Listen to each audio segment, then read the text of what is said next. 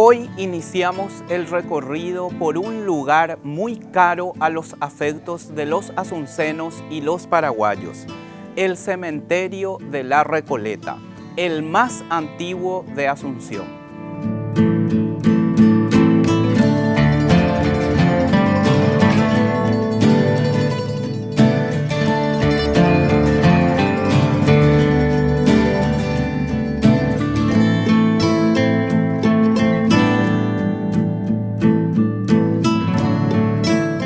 Antes de que en este lugar se emplazara el Cementerio General de la Recoleta, en el siglo XVIII estuvo el convento de los Recoletos.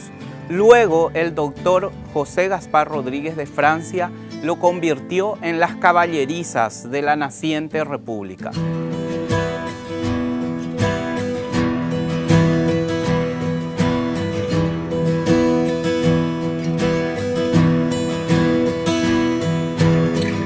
Estamos en el cementerio que fue creado por decreto de los cónsules el 20 de mayo de 1842. El 20 de octubre fue bendecido el Camposanto y el 23 de octubre fue habilitado. El Camposanto significa el hecho de que un lugar era bendecido para otorgar una especie de cobertura religiosa a los sitios donde eran inhumados los restos, porque antiguamente la gente enterraba a sus muertos al amparo de alguna iglesia o dentro de las mismas iglesias por el famoso temor a que en el tránsito hacia la inmortalidad sobrevinieran algunos inconvenientes. Por esa razón se le llama Camposanto. A partir de entonces este es el punto donde concurrieron los más grandes, los más conocidos hombres de la historia, hombres y mujeres de la historia del Paraguay para ser inhumados. Bueno, aquí desde el siglo XVIII, principio del siglo XVIII, específicamente en el año 1724, ya tenemos registros de que se establecen los Recoletos con una pequeña capilla con el nombre de Recolección de Jesús María, ¿verdad? Todavía antes de recibir, digamos, la autorización del Cabildo de Asunción, que reciben 5 años después, en 1729, y donde establecen un pequeño huerto y una capilla, ¿verdad? Recordando que este era un lugar relativamente alejado de la ciudad de Asunción, del centro de Asunción, que no tenía una conexión física, ¿verdad? Porque no había todavía en ese entonces ni ferrocarriles, ni tampoco un sistema de comunicación, era más bien un camino que unía hasta el centro, pero que no tenía mucha conexión, ¿verdad? Después, a principios del siglo XIX, el doctor José Gaspar Rodríguez de Francia, cuando toma el control del gobierno, ¿verdad? Convierte este lugar en una caballeriza y así se mantiene hasta su muerte. Y el gran transformador, digamos, de lo que fue la Recoleta fue don Carlos Antonio López. Él, junto con el otro procónsul, Mariano Roque Alonso, en el año 1842, crean el Cementerio General de la Recoleta con la intención de descomprimir lo que eran los camposantos que estaban en el centro de la ciudad de Asunción, ¿verdad? La iglesia de la Encarnación, la vieja, la iglesia de San Roque, cerca de la catedral, ¿verdad? Allí se enterraban los cuerpos y ya por una cuestión de salubridad era necesario salirse más fuera de la ciudad, ¿verdad? Entonces, en 1842 se establece el cementerio y para el año 1850 aproximadamente se inician las refacciones de lo que es la actual iglesia de la Recoleta, en el mismo tiempo en que se inicia la construcción de la iglesia de la Santísima Trinidad, que era el barrio de don Carlos Antonio López, era también alejado del centro de Asunción en ese entonces, y también la refacción de la catedral de la ciudad de Asunción, que a partir de entonces tiene otro nuevo porte, ¿verdad? Entonces esas construcciones son contemporáneas, digamos, la mayoría de ellas dirigidas por el constructor español Pascual de Urdapilleta.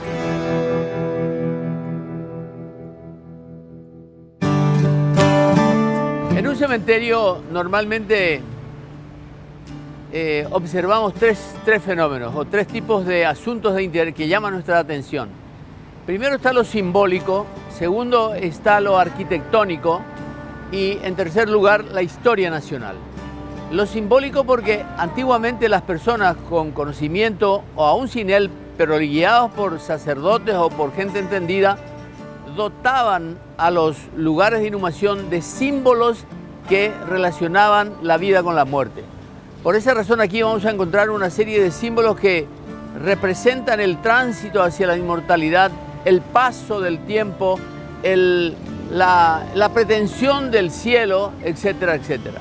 Y lo arquitectónico porque normalmente cuando uno inhumaba a sus seres queridos, quería dotarles de lo mejor que podía brindarles en cuanto a belleza, estética, perdurabilidad de los monumentos. Por lo tanto, acá hay una arquitectura que no se ve normalmente en el resto de la ciudad, con elementos escultóricos o elementos arquitectónicos de órdenes griegos, romanos, de arquitectura moderna como de arquitectura clásica, barroca, gótica, etc. Eso no vamos a ver en el resto de la ciudad.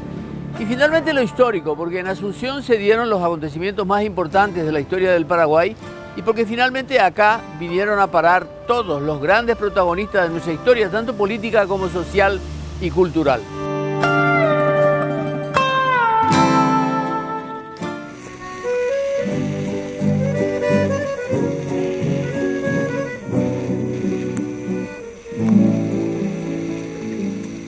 Ayer de nuevo yo partí,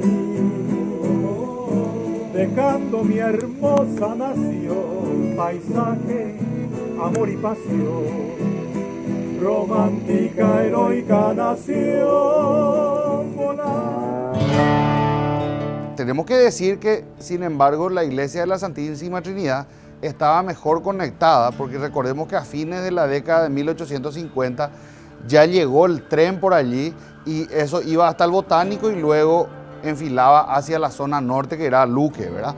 Sin embargo, la zona de la Recoleta no estaba conectada por ninguna línea férrea, pero sin embargo sí había un sistema de comunicación terrestre, digamos, por carroza, que incluía incluso lo que era el servicio funerario, ¿verdad? O sea que el servicio funerario incluía ya lo que era el transporte desde Asunción hasta el cementerio de la Recoleta. Y bueno, era un transporte lógicamente a tracción a sangre, es decir, a caballo, una carroza, ¿verdad? Que tenía que pasar unos caminos bastante sinuosos en aquel tiempo, ¿verdad? Donde no eran caminos, digamos, transitables de todo tiempo, no había ningún tipo de pavimento, ¿verdad? Estamos hablando de caminos de tierra, surcaban varios arroyos por aquí, incluyendo el arroyo Tembetarí, que se convierte en Buruyicao a partir de más o menos esta zona justamente, ¿verdad? Para llegar a esta zona que era de la Recoleta. Entre los elementos simbólicos están, por ejemplo, lo que tiene que ver con la construcción. Tenemos, por ejemplo, muchas tumbas con arcos clásicos que representan el cielo. Los arcos en general, los arcos góticos, los arcos barrocos, representan el tránsito de una vida hacia la otra. Por esa razón, cuando pasamos por el Arco de Triunfo, pasamos de un estado hacia otro. Es el camino hacia la inmortalidad.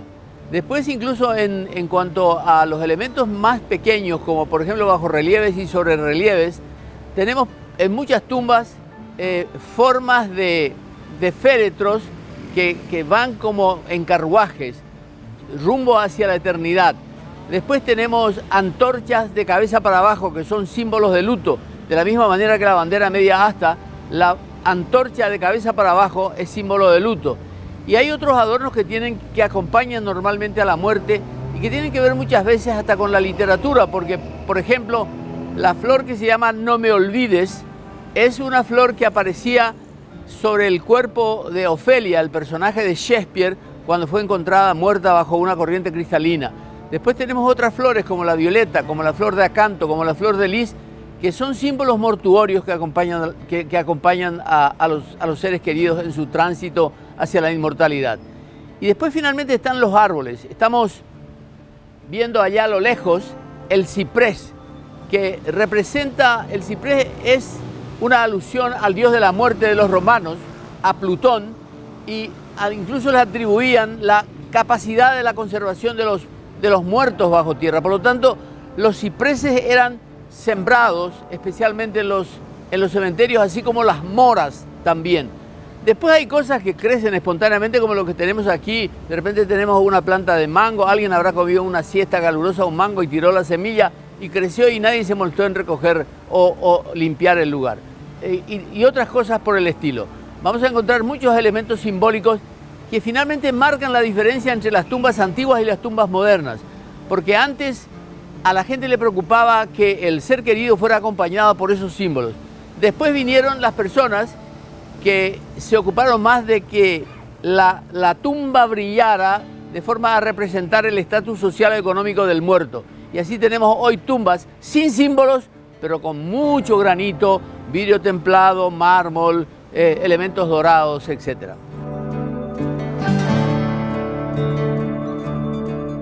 No se hicieron muchos traslados de cuerpos, ¿verdad? O sea, al menos de los que estaban allá aquí.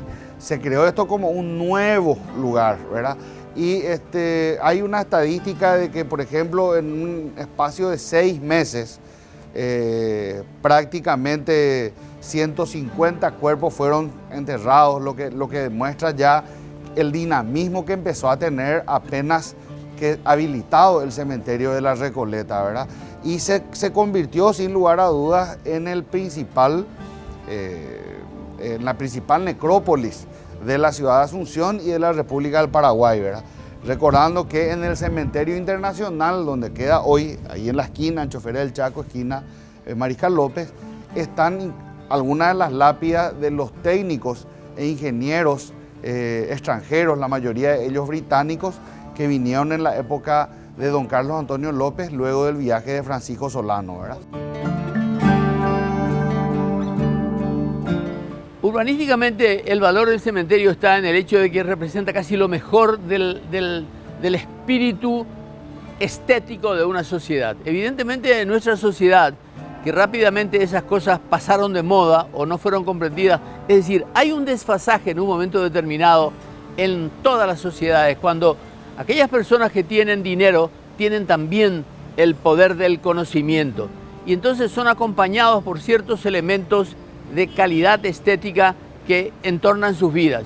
Pero de repente, como sucedió durante mucho tiempo, cualquiera accede al dinero o cualquiera accede al poder, entonces las cosas de calidad se van dejando de lado en beneficio de otros elementos que hablen del estatus, que es lo que mencionábamos recién. No, el cementerio internacional se crea después, ¿verdad? Pero digamos que luego de la reorganización del cementerio se llevan allí esas lápidas que se encontraron, ¿verdad? Y se congregaron allí en la parte del cementerio internacional.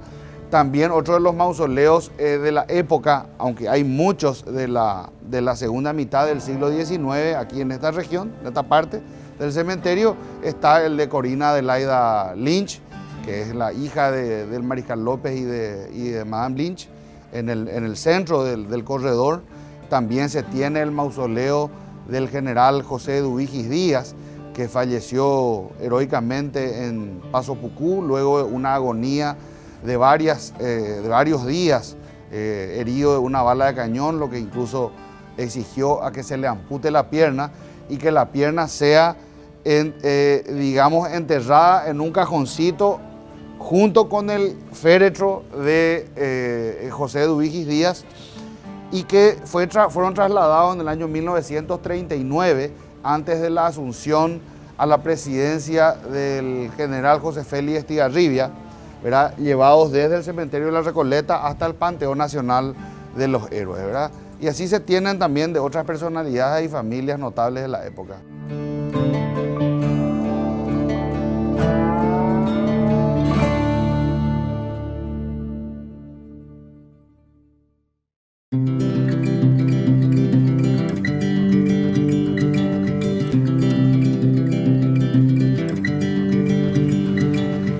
Anteriormente, los difuntos reposaban en los cementerios parroquiales de la Catedral y la Encarnación especialmente. esta práctica de inhumación fue prohibida debido a las epidemias y a los problemas de salubridad que se generaban. Con esa degradación del espacio urbano en la Recoleta, lo que tenemos es que mucha gente se aprovechó del olvido que se hace generalmente de las cosas que pasaron. Siempre solemos decir que en la Recoleta está el mayor padrón de morosos de la municipalidad, porque la gente pareciera como que paga o cuida su tumba mientras dura el duelo y después se olvida de eso. Y eso es aprovechado por gente que vende los pasillos, que vende los panteones antiguos, que edifica en cualquier parte, como vamos a ver en cada recodo de la Recoleta, que ya desde luego fue colapsada en su capacidad de absorber sobre todo inhumaciones bajo tierra. El cementerio de la Recoleta guarda la historia probablemente de los personajes más importantes tanto del periodo posterior a la Guerra de la Triple Alianza y podemos decir hasta venida la Revolución de 1947, en la parte antigua. Por supuesto que encontramos tumbas de personajes relevantes en otros sitios de la Recoleta, pero acá es donde se encuentra la mayor cantidad de mausoleos o de tumbas de aquellos. Acá detrás, por ejemplo, tenemos, ahí dice Cirilo Solalinde, y la gente por ahí no es un hombre que no es recordado. Cirilo Solalinde fue el médico del Mariscal López. Es más, fue el que le salvó cuando tuvo cólera ya por el año 1867 en Paso Pucú. Llegó hasta Cerro Corá y en Cerro Corá buscando comida, o sea, buscando recolectar frutos para comer, se desatinó y ya fue encontrado con posterioridad por las tropas brasileras. Él, cuando vuelve, se convierte en uno de los primeros, fue uno de los convencionales de la Constitución del año 1870 y muchos años después, por más que siempre adhirió al caballerismo, o sea, a Bernardino Caballero y a Patricio Escobar, se convirtió en fundador del Partido Liberal. Pero ¿quién más fue Cirilo Solalinde? También fue el yerno de José Falcón, otro personaje fundamental de nuestra historia, uno de los cancilleres más importantes que estuvo en nuestro país, que también reposa en este panteón. En el cementerio de la Recoleta hay dos formas de degradación del espacio urbano. En primer lugar están aquellas personas que se prevalecieron de su situación política o social y ocuparon los retiros tradicionales del antiguo cementerio y se edificaron sus panteones prácticamente sobre la antigua muralla construida en los tiempos de Carlos Antonio López. Estos espacios nunca fueron ni siquiera cuestionados por la sucesiva lista de intendentes que vinieron después de la ida de la dictadura de 1989. Entonces vemos panteones que están dotados de esas características que hablamos, de puro mármol, puro granito, puro vidrio, pero sin ningún elemento simbólico. Solamente aquí estoy yo y no me importa nada del resto. En este caso incluso este panteón tapa claro, al antiguo. Porque los antiguos panteones tenían un lugar de oración, que era esto. Yo abría la puerta acá, tengo un altar con el patrón o con el santo de la persona, y acá entro y hago mis oraciones, pero del otro lado tengo los nichos para poner los féretros. Entonces la gente tapó estos espacios y lógicamente quedó este deterioro. Aquí vamos a ver el arco. Acá hay un arco de ojival que tiene algo de las características góticas, en donde uno, digamos, tiene el símbolo de que paso de un estado de vida hacia la muerte.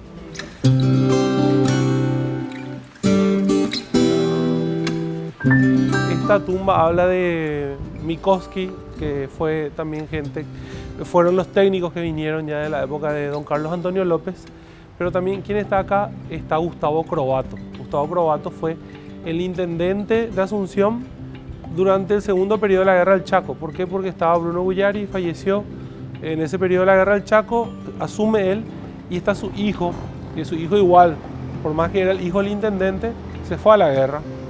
Estuvo en el frente y justo cuando estaba en la retaguardia le tocó una desgracia.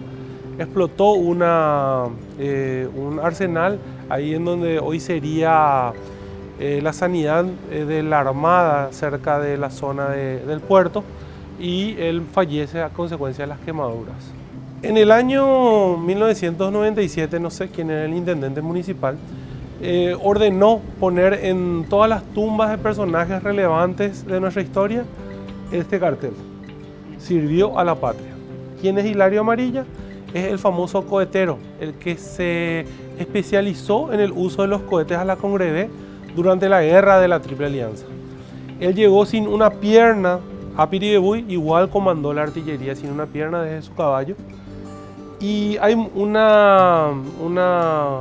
hasta ahora no encontramos exactamente dónde cayó prisionero, si cayó prisionero en Piribebuy o si cayó ya prisionero en Cerro Corá, porque tenemos relatos que lo ubican también en Cerro Corá.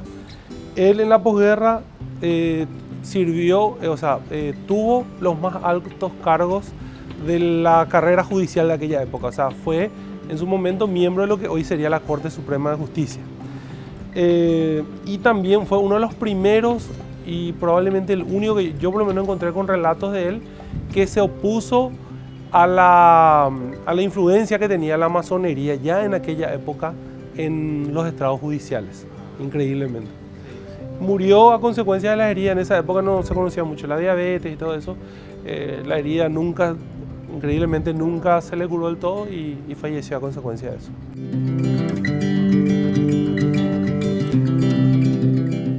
En este sitio no solo reposan las personalidades y las principales familias que hicieron grande al Paraguay, también se encuentra mucho de historia, de arquitectura, de urbanismo, de costumbres y tradiciones bien arraigadas en nuestro pueblo.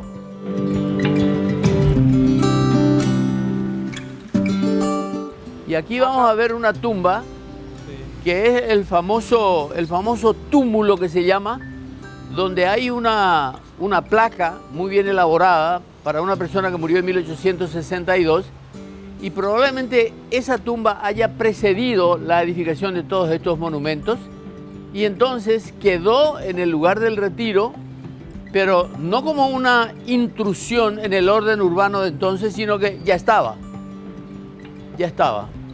Y es la tumba que tiene una cruz, creo que es una cruz ortodoxa, y donde está Fernanda Viera, y es un mármol. Me imagino que lo habrán sacado por la pesadez del mármol, porque es muy importante el peso del mármol. Sabemos que es el lugar más antiguo. Es más, así determinó el consulado que al oeste de la iglesia se construya el cementerio. Por eso que acá tenemos las tumbas más antiguas. Quiero mostrarles el panteón militar, donde descansan los antiguos militares que fallecieron probablemente excombatientes de la guerra del 70 y fueron alojados en este panteón que hasta hace poco era una completa ruina. Aquí está, por ejemplo, aquí fue inhumado Silvio Petirosi, el teniente primero Silvio Petirosi. Esta inscripción acá tiene el mismo valor de la tumba de Herminio Jiménez. La gente que intenta legitimar su situación, su estatus o su desprestigio político honrando a aquellas personas que son caras al afecto popular. Como si ellos le pusieran una placa a Silvio Petirosi y van a ser malos. ¿Entendés? Es un mausoleo que en realidad tiene un pequeño templete aquí adentro y todos los restos están en el subsuelo. En el subsuelo, y con el mismo criterio que los panteones más chicos, tienen nichos aquí en la parte de atrás. Todos estos son nichos tapados que fueron muchas veces depredados el nicho de Silvio Pettirossi estaba absolutamente desguazado. Y aquí volvemos a ver el símbolo de las antorchas de cabeza abajo como señal de duelo. Todo esto tiene restos que probablemente hayan sido depredados, por esa razón los taparon.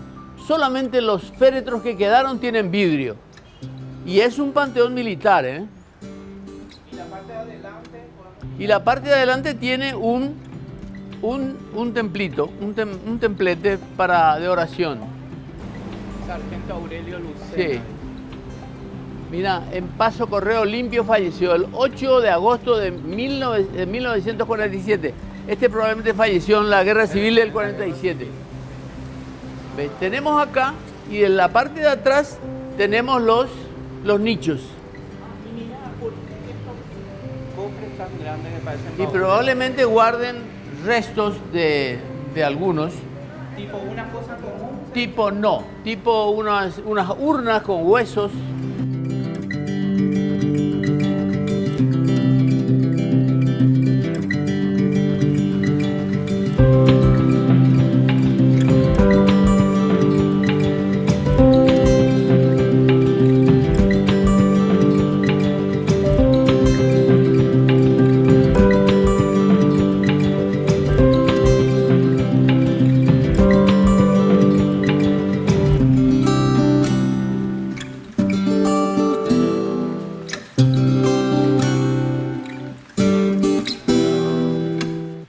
Lo que les quiero mostrar son los distintos coronamientos de las tumbas que en cierto modo también simbolizan la elevación o la búsqueda del cielo, el tránsito hacia la inmortalidad, etc. Y después tenemos acá en este pasillo distintos elementos estéticos que hablan de la aspiración estética de la familia en relación al muerto, etc. Rodearlo de lo mejor que pudieron entregarle. Juan Antonio Jara es uno de los fundadores del Partido Liberal, pero ¿cuál es su... ¿qué hizo antes de ser fundador del Partido Liberal? Fue el vicepresidente del segundo gobierno que tuvo Bernardino Caballero. Y en algún momento, por lo visto, se terminaron peleando y Juan Antonio Jara trató de hacerle un golpe de Estado, es más, trató de asesinarlo también. No sabemos por qué Bernardino Caballero lo mantuvo en su cargo, no tomó represalias contra él, pero cuando se fundan los partidos, él adhiere a lo que el Centro Democrático y hoy en día el Partido Liberal. Y acá cruzando, o sea, nada más que enfrente, otro que sirvió a la patria, Patricio Escobar. Un héroe olvidado por completo, no solamente de la historia paraguaya, sino de la historia del Partido Colorado también. Patricio Escobar era el compadre de Bernardino Caballero en todos los sentidos, eran socios de negocios, socios políticos, mandaron juntos durante aproximadamente 30 años, o sea, tuvieron influencia dentro del Partido Colorado y por ende en los gobiernos colorados hasta el año 1904, en el que termina cayendo el partido. Patricio Escobar también es un héroe de la guerra de la Triple Alianza y fallece justamente el mismo año que Caballero. Los dos mueren en el año 1912. Así que yo creo que y es un gran olvidado del Partido Colorado también. Durante su gobierno es que se fundan ambos partidos. Como en esa época los políticos tenían un poquito más, no credibilidad, sino se manejaban con otros valores morales, él no firma el acta de fundación del Partido Colorado, respetando su investidura. Entonces, después adhiere al Partido Colorado, termina su gobierno y ahí se suma al partido. Y Patricio Escobar también durante su gobierno es que se funda la Universidad Nacional de Asunción, la Biblioteca Nacional, o sea, tuvo varios avances interesantes para la época su gobierno.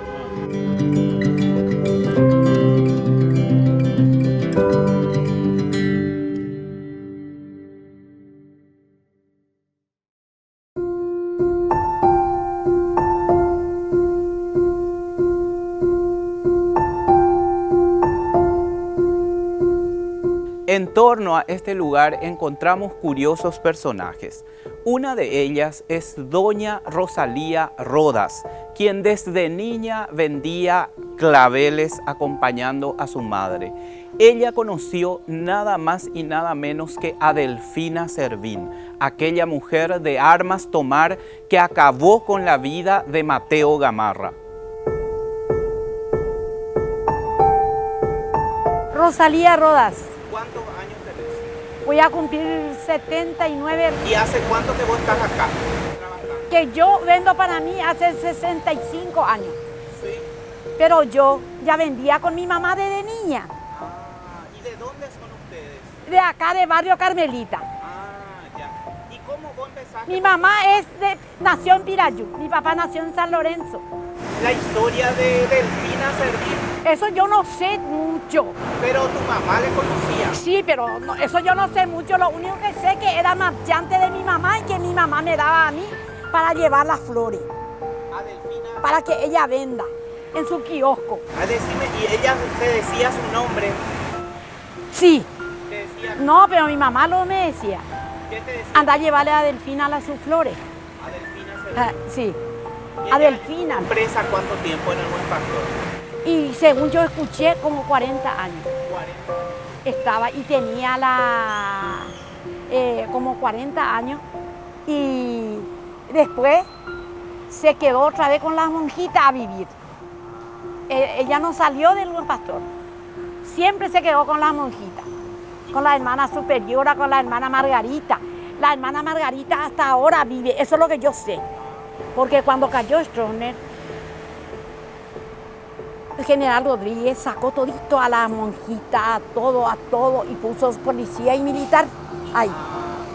Y toda la monjita y todo lo que la monjita, depende de la monjita, se contó en el, ¿cómo era? En el convento de Itagua. Que yo sepa, hay una señora que viene de ahí, acá de repente, una vez, 2 veces a la semana, y le pregunté por la hermana Margarita y me dijo que está guapita, que vive todavía en el convento. Si quieren saber más de Delfina, tienen que irse ahí. Y que yo sepa, dice que ella cambió su nombre. Cambió su nombre. ¿Cómo se llamaba su novio al que ella le mató? Mateo Gamarra. Mateo Gamarra. Sí. Hay una música Pero ¿sabes qué? Sí. Será que haya sido bueno Mateo, ¿verdad? Pero Mateo fue muy desobediente.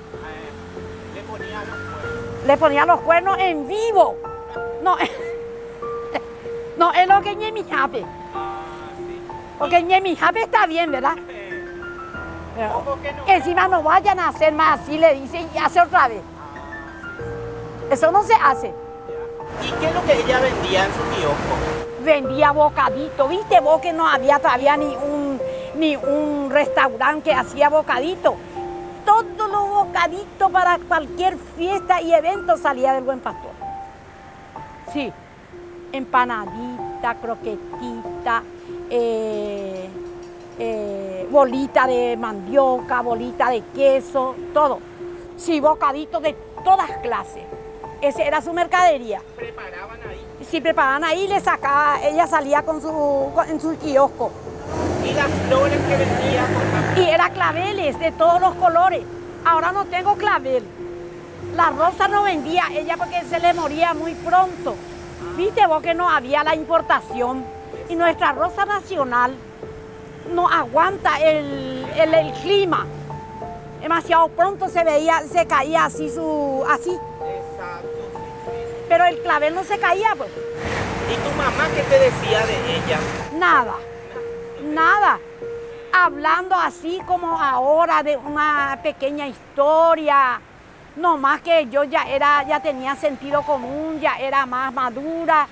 Y ahí yo me daba cuenta quién era y quién había sido ese Delfina.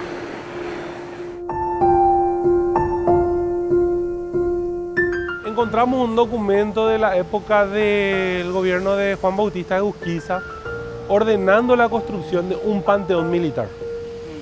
Realmente yo por lo menos no encontré exactamente la fecha en la que se inauguró. Sin embargo, tenemos ya relatos de la Revolución de 1904. Cuando ganaron los liberales, ellos le habían enterrado a la mayoría de sus muertos en Villeta. Y se exhumaron unos cuantos, entre ellos estoy recordando un oficial de apellido Almeida, que era muy querido por la oficialidad liberal, que crearon todo un protocolo para sacar su cuerpo y traerlo al panteón militar. Arsenio López de Cut, uno de los más grandes intelectuales hijo de Benigno López, hermano del mariscal, está aquí. Arsenio López de Kut. Y Carlos Hilnery de Kut fue un personaje que vivió en Buenos Aires y donó la embajada paraguaya en Buenos Aires con la condición de que siempre la residencia del embajador paraguayo en Buenos Aires es la casa de Hilnery de Kut, con la condición de que siempre tuviera el retrato de su madre presidiendo el lobby del edificio. Y hasta ahora está el retrato de la señora. Fue además una persona que fue marino, que estudió en la Escuela de Marina de Río de Janeiro, enviado por sus ascendientes, y después viene y es la persona que es secretario del presidente de Urquiza, por ejemplo, que habrá sido su tío, y vivió en la casa alta, como era descendiente de los López, vivió ahí. Acá los Gil. Y aquí está Juan Bautista Gil Aguinaga y Emilio Gil, además de su... Acá dice Juan Bautista Gil Aguinaga sirvió a la patria. Juan Bautista Gil, no sé si era Aguinaga, el hijo fue Aguinaga. Pero Juan Bautista Gil, el presidente, evidentemente acá nació, este es Juan Bautista Gil Aguinaga, pero acá está el presidente Juan Bautista Gil, que gobernó entre 1874 y 1877, hasta el 12 de abril de 1877, cuando es asesinado por un complot dirigido por los hermanos Nicanor y Juan Silvano Godoy. Se instalaron en el edificio que había sido casa de Vicente Barrios en Independencia Nacional y Presidente Franco hoy, donde hoy está un edificio de estacionamiento, y ahí se instalaron esperando el paso de Juan Bautista Gil, que venía desde su casa en Yegros y 25 de Mayo caminando con sus dos edecanes rumbo al Palacio de Gobierno, que todavía era entonces la antigua casa de los gobernadores. Entonces, allí los embojaron y con una escopeta en el que cargaron una escopeta Fouché de doble caño, en donde le cargaron patas de olla cortadas, en previsión de que el presidente Gil tuviera debajo del saco la cota de malla. La cota de malla era una especie de chaleco antibalas, porque era un chaleco que se hacía de hilos de acero y se ponía como un chaleco, y eso se llamaba cota de malla, que se usaba desde los tiempos de la colonia. Y en previsión de que Gil los usara, cargaron eso, al punto que cuando sus restos fueron trasladados a este panteón del antiguo cementerio de la Encarnación, los descendientes encontraron las patas de olla en el cuerpo. Cayó entre del esqueleto la pata de olla. Y al hermano le mataron al mismo tiempo. Cuando le matan a Gil, frente a esa casa, los conjurados salen a caballo, van a la estación del ferrocarril y van camino hacia Ñuguazú. Y en ese trayecto le encuentran a Emilio Gil, que venía de su estancia, que estaba un poco más allá, cerca del aeropuerto, y se van y lo intiman. Y Emilio Gil dice: me rindo, me rindo, me rindo. Y esa era una treta que se usaba en la guerra de la Triple Alianza. Decir 3 veces me rindo significaba no me rindo. Entonces ahí boom, se rajaron un tiro y lo tiraron. Y ahí lo liquidaron degollándolo en el suelo, y además le cortaron una oreja. Y esa oreja envolvieron en un pañuelo y se lo enviaron a Cirilo Antonio Rivalora en Barrero Grande, dándole a entender que ya le mataron al presidente y que él tenía que acoplarse a la revolución.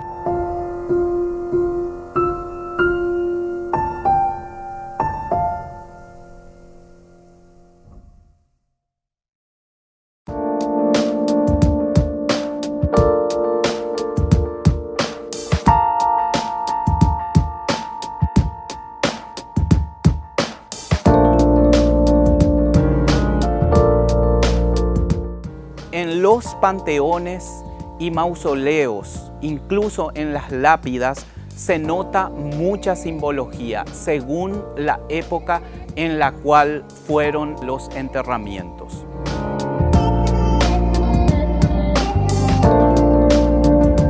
en los periódicos, antes de la Guerra del Chaco, se hablaba que este era el Panteón de los Héroes. O sea, hoy nosotros conocemos un Panteón de los Héroes, que es el panteón que todos conocemos en el centro de Asunción, que está sobre Chile y Palma. Ese Panteón de los Héroes hay que recordar que es de 1936. Sin embargo, todos los actos importantes antes de 1936 se hacían en este lugar. Tenía ahí el portón. Hay que recordar que esto no estaba ni tiene que estar, toda esta parte no tiene que estar. Y esto era este era un lugar de lujo, por eso es que se puso en este lugar, porque ni allá no había tumbas ni acá y solamente estaba la iglesia. Entonces le dieron un lugar de preponderancia al Panteón Militar.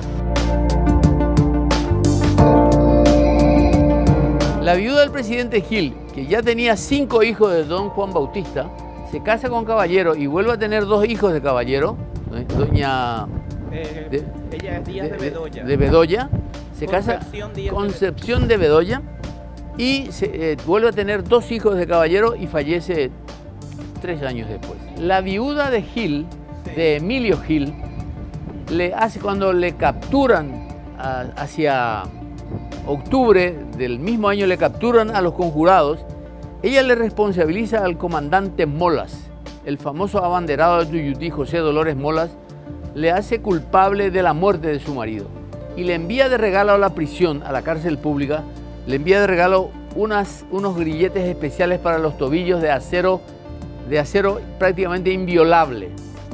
Y por ese motivo José Dolores Molas no se pudo escapar en la famosa noche de la matanza de la cárcel pública el 29 de octubre de 1879, porque no pudo limar sus grilletes regalados por la viuda de Emilio Gil. Y cae muerto, lógicamente, por los soldados de la policía que fueron a reprimir el escape.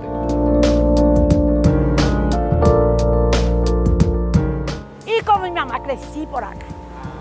¿Y qué flores vendía ella? Bueno, entonces se vendía todo lo que es nacional de esto luego todo lo que es nacional.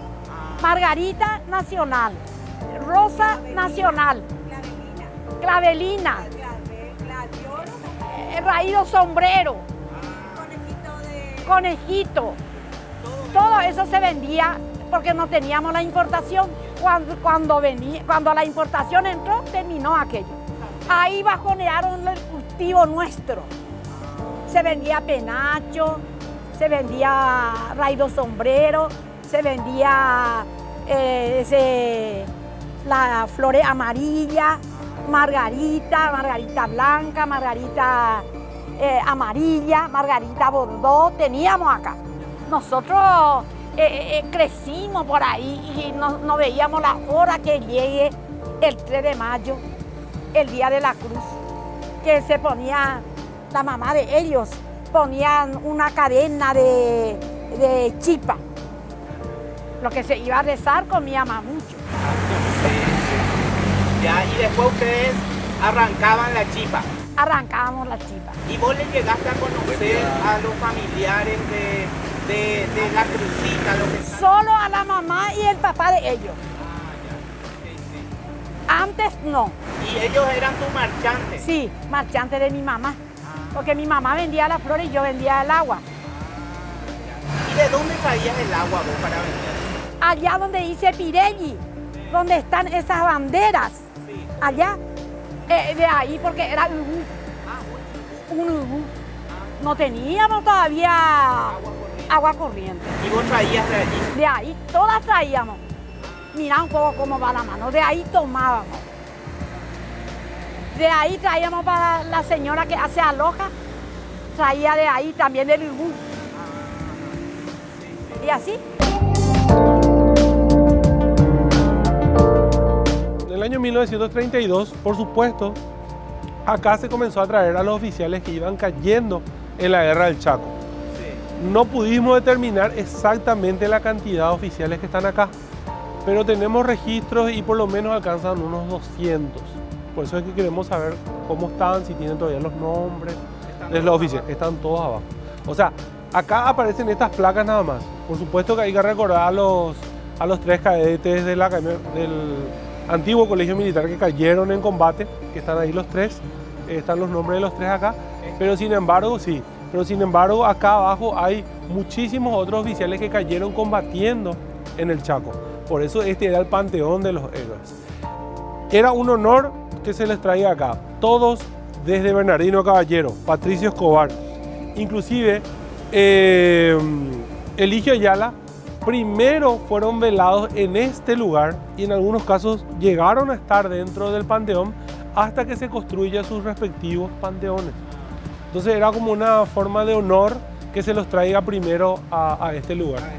Por eso es que este lastimosamente también ya dejó de cumplir su función en el momento que hay un panteón. Lo ideal sería sacarle a estos oficiales que sirvieron a la patria y que murieron por la patria y en todo caso llevarlos al cuartel La Victoria, donde hay un espacio para los veteranos de la guerra del Chaco, que sería para volver con su camarada.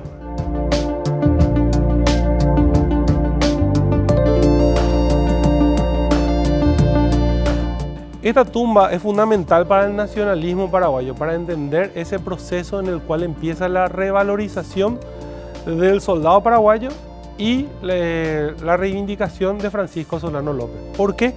Porque aquí se hizo la primera reunión de veteranos importante luego de la Guerra de la Triple Alianza.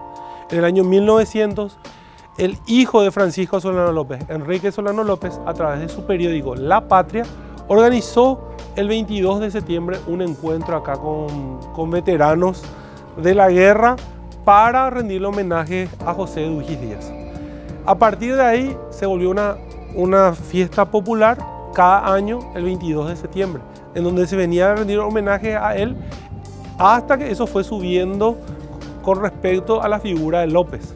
En 1906 hay que recordar que era presidente Benigno Ferreira, que había servido en la Legión Paraguaya, o sea, los paraguayos que pelearon contra los paraguayos en la guerra.